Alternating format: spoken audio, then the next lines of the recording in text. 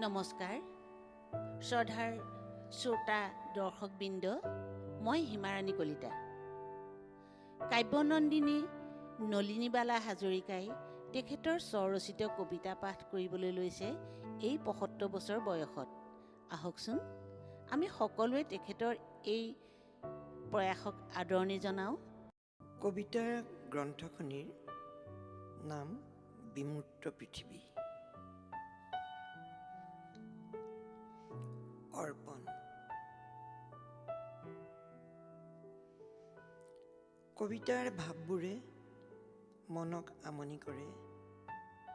কি কৰিম নকৰিম লাগে মাজে মাজে। হৃদয়ৰ বাৰ্তা মোৰ মানুহক বিলাই দি অন্তৰ সোমাম যেন কবিতাৰ সাজে। বিমূৰ্ত পৃথিৱী মোৰ তাৰেই প্ৰয়াস।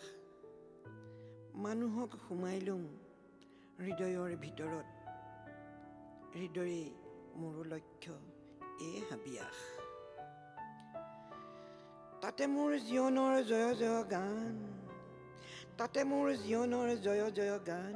বিমূৰ্ত পৃথিৱী মোৰ, বিমূৰ্ত পৃথিৱী মোৰ সদা মূৰ্তমান।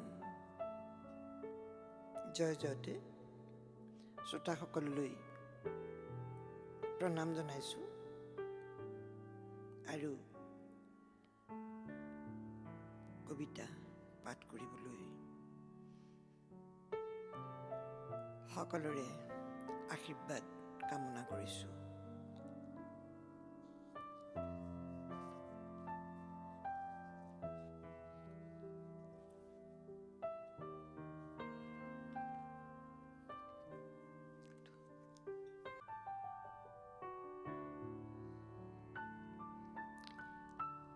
এই হাউচমেন কবিতাৰ কিবা অৰ্থ থাকিলেও তাক সম্পূৰ্ণভাৱে বুজিবলৈ চেষ্টা কৰাটো উচিত নহয়। কবিতাক সম্পূৰ্ণভাৱে বুজিবলৈ চেষ্টা কৰাটোৱে পাঠৰ আনন্দ বহু পৰিমাণে ম্লান কৰি দিয়ে। সেয়া আছিল এই হাউচমেনৰ বক্তব্য। বৰ্ষাস্নাত শব্দৰ টুকুৰা। কবি চিন্তামগ্ন। কবি চিন্তামগ্ন, দায়বদ্ধ।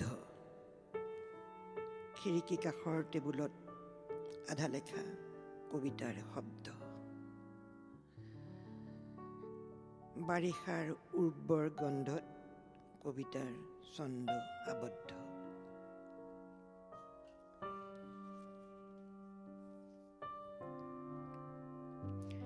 স্বাধীনতা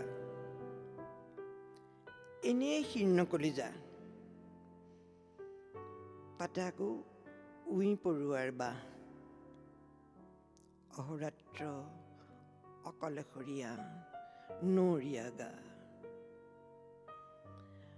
অহোৰাত্ৰ অকলশৰীয়া নৰীয়া গা। অথচ মই আছিলোঁ এদিন সন্তানৰ সুশীতল ছাঁ।